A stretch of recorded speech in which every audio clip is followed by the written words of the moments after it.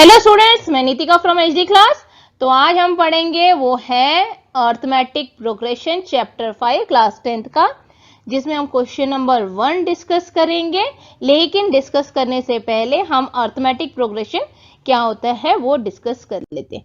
तो arithmetic progression, arithmetic यानी एक नंबर प्रोग्रेस कर रहा है उसे दिखाना, यानी एक पैटर्न दिखाना जिसमें नंबर जो है वो या तो प्रोग्रेस कर रहा है या फिर उनके बीच का जो डिफरेंस है वो एक जैसा है। जैसे कि मेरे पास नंबर है, कोई भी नंबर लिख लो, आप पर डिपेंड करता है आप क्या लिखना चाहते हैं। जैसे यहाँ 4 है, 9 है और यहाँ पर 10 है। ठीक है, ये सारे क्या है, टर्म्स है। इसमें कितने टर्म्स है, ये एक आपके पास सीक्वेंस है जिसमें कितने टर्म्स दिए हुए हैं, 3 टर्म्स दिए हुए हैं। ये वाला होता है फर्स्ट टर्म, ठीक है, जिसे हम A1 से रिप्रेजेंट करेंगे, A2 second term, A3 third term, ऐसे हम इन्हें रिप्रेजेंट करेंगे। क्योंकि जरूरी नहीं है हर केस में 4 आए, 9 आए, 10 आए, कोई भी नंबर हो सकता है। तो ये A1, A2, A3 and so on, ये होता है सीक्वेंस। अब ये अर्थमेटिक प्रोग्रेशन है या नहीं है, ये कैसे पता लगेगा? अगर इन दोनों के बीच का जो डिफरेंस है और इन दोनों के बीच का जो डिफरेंस है वो इक्वल होगा तो ये अर्थमेटिक प्रोग्रेशन है, इक्वल नहीं है तो ये अर्थमेटिक प्रोग्रेशन नहीं है। जैसे कि इन दोनों का डिफरेंस कितना हुआ, 5, और इन दोनों का डिफरेंस क्या हुआ, 1। तो ये जो है ये इक्वल नहीं है ना, तो ये अर्थमेटिक प्रोग्रेशन नहीं है। वहीं पर दूसरा टर्म ले लो, 3, 6 एंड 9, देन 12 और सो ऑन।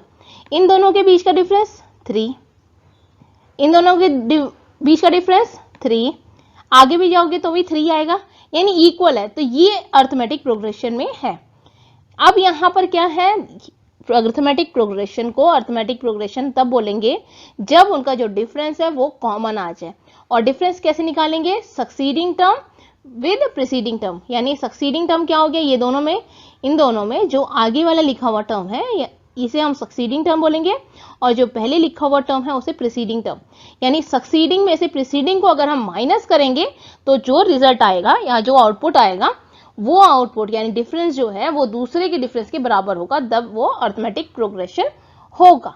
तो इसी को हमने आगे सॉल्व करना है। इसमें क्या है, आपको सिचुएशन दी जाएगी और आपको ये बताना है क्या ये अर्थमेटिक प्रोग्रेशन है या नहीं है।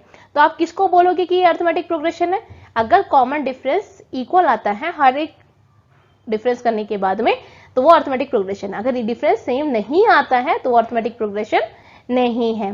तो पहला सिचुएशन में आपको क्या दिया हुआ है, द टैक्सी फेयर, यानी आपको टैक्सी फेयर निकालना है। ठीक है, किसका क्या निकालना है, टैक्सी फेयर, जिसमें आपको क्या निकालना है, फर्स्ट टर्म निकालना है यानी A1 निकालना है, सेकेंड टर्म निकालना है, देन थर्ड टर्म आप निकालोगे, फिर फोर्थ टर्म, ऐसे आप सारे टर्म्स निकालोगे। फिर चेक करोगे कि क्या इनके डिफरेंस जो है वो इक्वल है या नहीं है। अगर ये इक्वल है तो AP में है, नहीं है तो नहीं है। तो पहला जो टर्म होगा वो क्या होगा, first when the fair is 15 kilometre for the first kilometre, यानी पहले किलोमीटर का कितना फेयर है, 15। दूसरे केस में कितना है, 8, यानी 15 प्लस 8, 15 प्लस 8 कितना होता है, 23। तो हमारा जो टर्म आया वो क्या है, 23। Then again 23 plus 8 that is 31।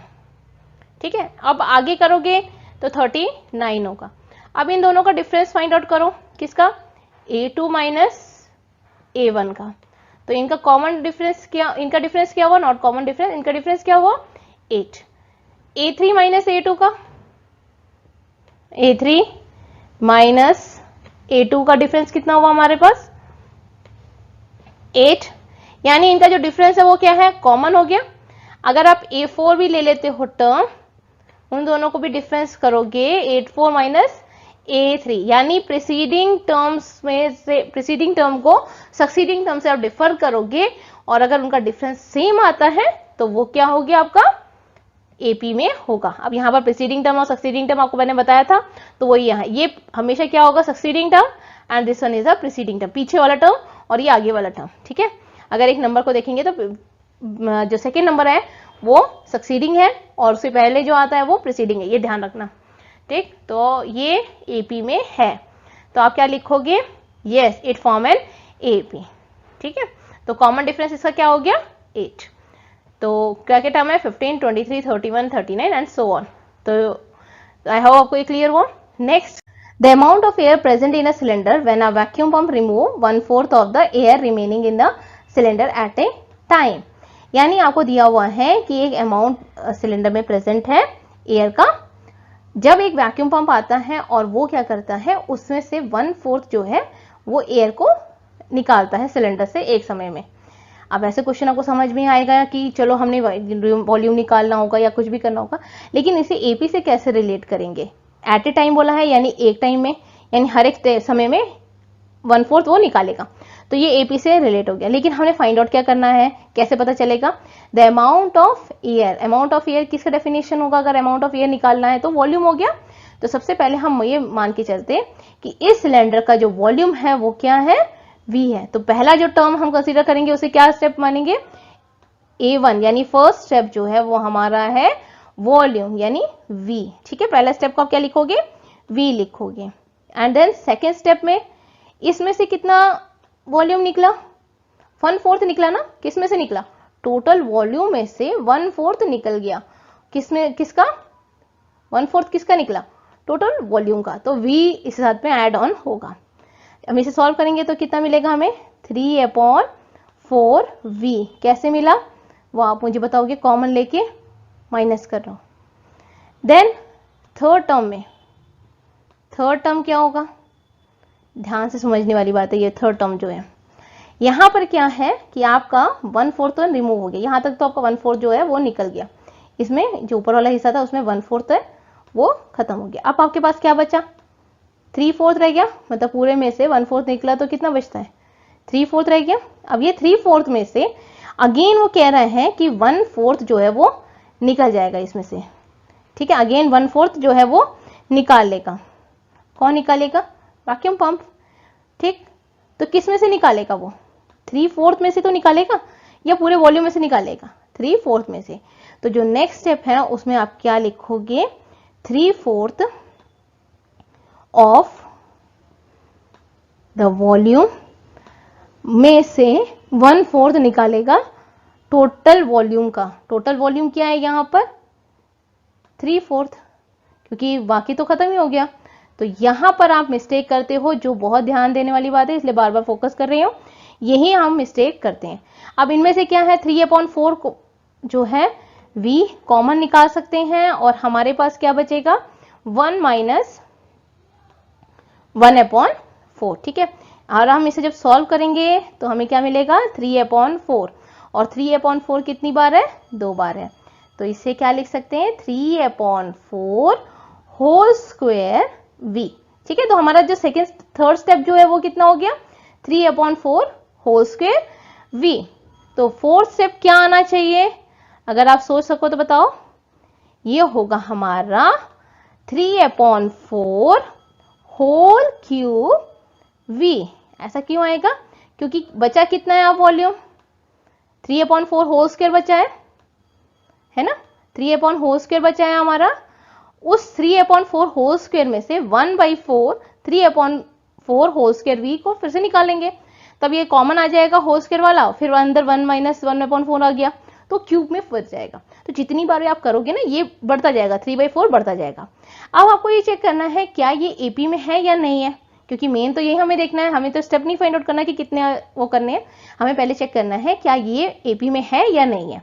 तो एपी के लिए कंडीशंस क्या थी कि कोई नंबर अगर एपी में है तो उसमें कंडीशंस क्या था कि जो प्रीसीडिंग टर्म्स है अगर हम उसे सक्सीडिंग टर्म्स से माइनस करते हैं तो वो इक्वल आना चाहिए। यानी A2 में से A1 को पहले माइनस करके देखते हैं, फिर उसके बाद में A3 में से A2 को माइनस करके देखते हैं क्या इन दोनों का जो डिफरेंस है वो इक्वल है या नहीं है।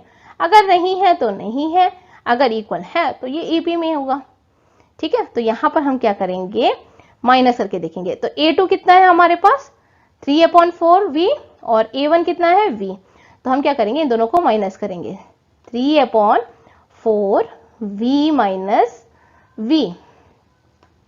अब यहां में v कॉमन हो गया तो हमारे पास क्या रह गया 3/4 माइनस 1। तो क्या बचा हमारे पास v माइनस 1/4। ठीक है, तो हमारा क्या आया पहले माइनस v/4। तो इन दोनों के बीच का क्या डिफरेंस है माइनस v/4। अब a3 और a2 को ले लेते हैं।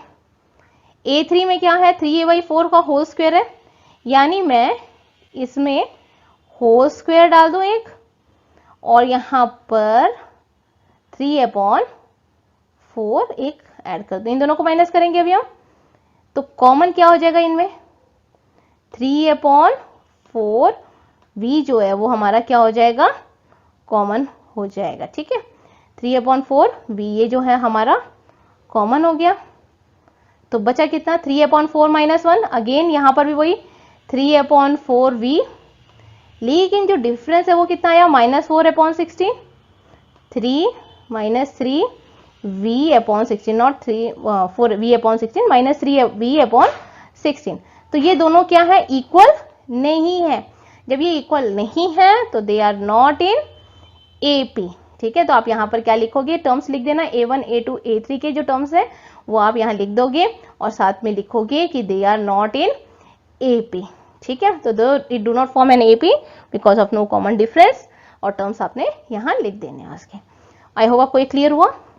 नेक्स्ट है जो आपका the cost of digging a well, यानी अब आपको वेल का जो वेल को डिग करने का जो कॉस्ट है उसके ऊपर AP बनाना है, यानी उसके टर्म्स लिखने हैं। तो वेल को क्या है इन्होंने कंडीशन दी है कि अगर हम 1 मीटर खोदेंगे तो हम आपसे कितने रुपए लेंगे 150 रुपीज लेंगे। यानी पहला जो आप 1 मीटर खोदेगा यानी डिग करेगा तो हम आपसे कितने चार्ज करेंगे 150 रुपीज चार्ज करेंगे। चलो ठीक है। दूसरे केस में क्या है अगर और 1 मीटर एक्स्ट्रा खोदना पड़ गया उस 1 मीटर के बाद में अगर और मुझे गड्ढा खोदना पड़ा तो उसके 50 रुपीज क्या करेंगे एक्स्ट्रा लेंगे, यानी 150 तो हम लेंगे साथ में 50 रुपीज एक्स्ट्रा लेंगे। तो कितना हो गया इस केस में 200 हो गया।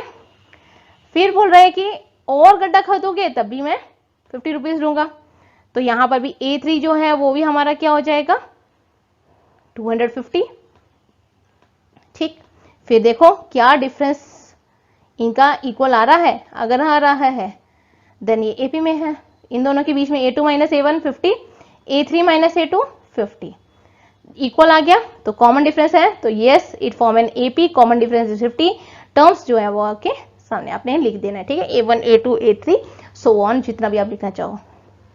नेक्स्ट आपका question the amount of money in the account every year when 10,000 is deposited at compound interest at 8% per annum. यानी आपको यहां पर जो है रिलेशन निकालना है अमाउंट का। अमाउंट जो है वो किस पर फाइंड आउट होता है प्रिंसिपल पर। यानी एक आपने कोई अमाउंट बैंक में डिपॉजिट करा उसके प्रिंसिपल पर आपको कितना ब्याज मिल रहा है, यानी कि कितना आपको इंटरेस्ट मिल रहा है उस बैंक से। यहां पर इसमें क्या है 8% मिल रहा है लेकिन वो भी कंपाउंडेड। तो कंपाउंडेड इंटरेस्ट है और उसे अमाउंट फाइंड आउट करना है। तो फॉर्मूला हमारा क्या है principal 1 plus R/100। R is the rate upon 100। तो ये अमाउंट ही निकालना पड़ेगा हमें क्योंकि आपने AP में बनाना है, तो ये वाला आपको ध्यान रखना है फॉर्मूला। तो प्रिंसिपल क्या है यहाँ पर 10,000। तो जहां प्रिंसिपल है वहां पर हम क्या लिख सकते हैं 10,000 लिख सकते हैं। रेट की जगह पर हमारा जो है वो क्या आएगा 8 आ जाएगा। रेट इज 8 और N जो है वो ईयर है क्योंकि यहाँ पर क्या है हर एक ईयर बोला हुआ है। तो हमारा पहला टर्म 1 ईयर, दूसरा टर्म जो है 2nd ईयर, ऐसे हम निकाल सकते हैं। तो पहला जो टर्म है वो कितना है हमारा 10,000 1 प्लस 8/100 पावर 1 क्योंकि फर्स्ट ईयर का है। ठीक है, इसे सॉल्व नहीं करेंगे, हम आगे सॉल्व करेंगे क्योंकि AP में बनाना है। मेन हमारा फोकस सॉल्विंग में नहीं है, मेन हमारा AP है या नहीं है उसे चेक करने में। ठीक है, तो ज्यादा नहीं करेंगे, इतना ही करो, ज्यादा मत करो अभी। देन सेकंड टर्म में पावर 2 हो गया, थर्ड टर्म में पावर 3, फोर्थ टर्म में पावर 4, फिफ्थ टर्म में पावर 5 आ जाएगा। ऐसे आपको सोन करना है।